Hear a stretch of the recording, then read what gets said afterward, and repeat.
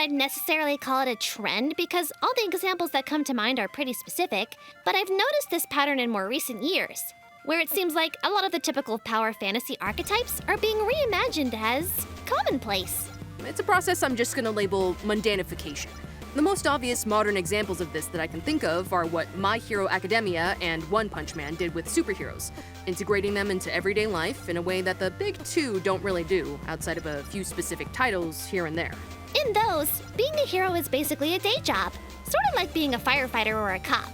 And despite both doing this with superheroes, the worlds they've set up are so different that there's not as much overlap as you might think.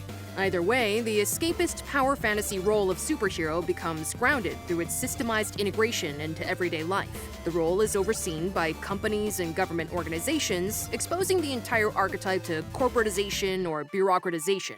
Business and politics. She means business and politics. Oi, I don't need a translator. Don't need a word of the day app either, and yet here we are. Look here, you smartass little— See? You know I'm smart without the big words. What? So, as we were saying, the point is that just like My Hero Academia, One Punch Man, and others, Magilumiere takes the magical girl premise and grounds it in an ordinary society. In fact, I'd argue that it's actually even more grounded than the others. Right, sis? Yes. The hero systems in My Hero Academia and One Punch Man, among others, are still treated as relatively larger than life. Heroes are a massive cultural phenomenon that pretty much suck up all the oxygen in the room. It's to the point that the world mostly revolves around them. Not so much the case for Magilumiere's magical girls. Here, it really is just another job. A cool and important one that draws a lot of attention, sure, but still a regular old 9 to 5.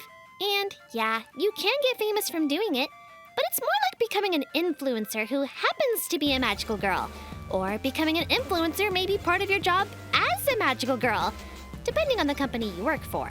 Approaching the system in this way, while less exciting, helps make the story feel more accessible, which is all you really want out of a workplace comedy like this, even one about magical girls. And that accessibility makes it perfect for telling the types of stories that Magilumiere is aspiring to tell.